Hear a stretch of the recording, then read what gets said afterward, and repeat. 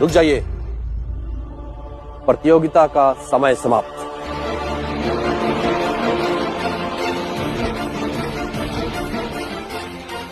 निकुंज, तुमने कितने नियम लिखे बताओ। महाराज 22।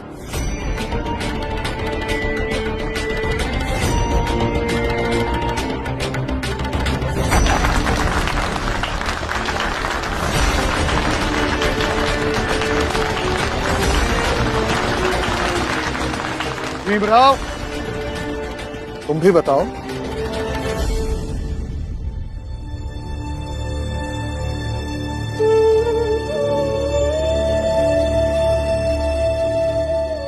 मैंने सारे नियम पढ़े महाराज, लेकिन समय कम होने के कारण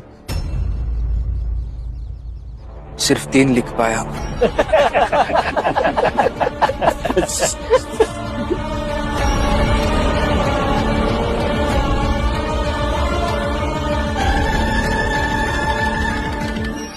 लेकिन आपको आने में देर क्यों हुई? रमा, बाद में पूछते बताते रहना। हम लोग यहाँ इसलिए आए हैं कि छात्रवृत्ति किसको मिलेगी इसकी घोषणा महाराज के मुंह से सुन सके। हाँ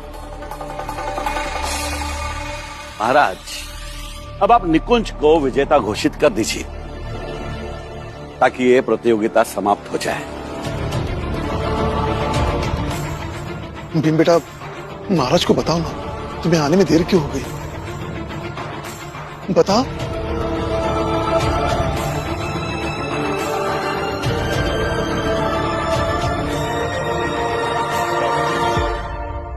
घर चलिए बाबा, मैं हार गया प्रतियोगिता।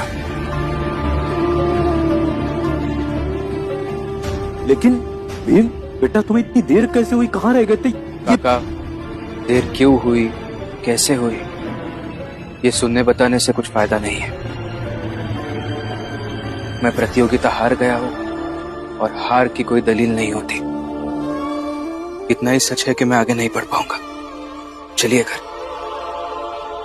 भीमराव, इतनी जल्दी क्या है जाने की? अभी महाराज विजेता का नाम घोषित करेंगे, सुनकर जा।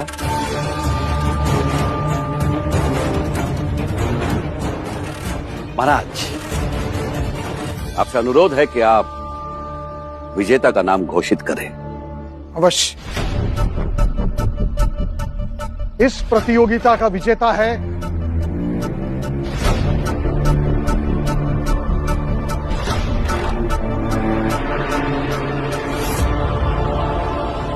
भीमराव अंबेडकर।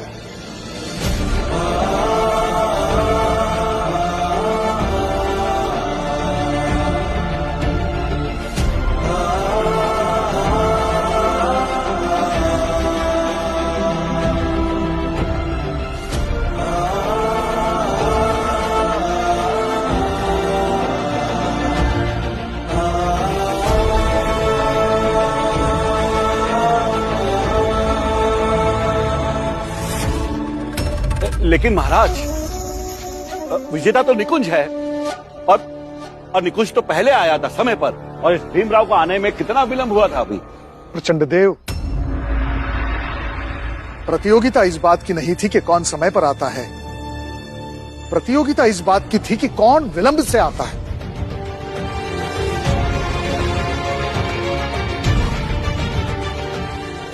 इसका तात्पर्य महाराज?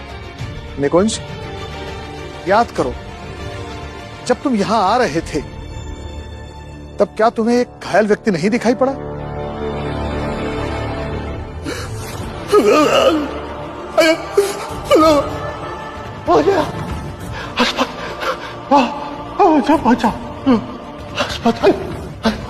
अस्पताल लेकर चलो।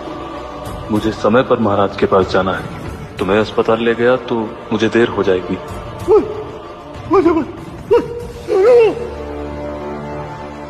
और तुम उस घायल व्यक्ति को वहीं सड़क पर छोड़कर चले आए।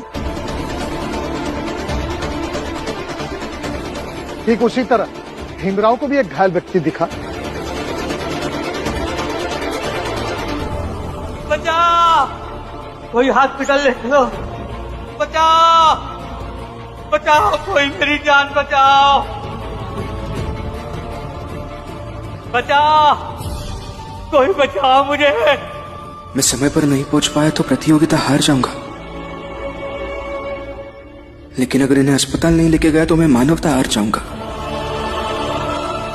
अब चाहे मैं पढ़ूं या ना पढ़ूं, लेकिन इन्हें अस्पताल लेके जाना होगा। काका उठिए, मैं आपको अस्पताल लेके जा रहा हूं। उठिए, आइए आराम से। भीमराव उसे वही रास्ते पर छोड़कर नहीं आया, बल्कि उसे लेकर अस्पताल गया, इसलिए उसे यहां आने में समय लगा।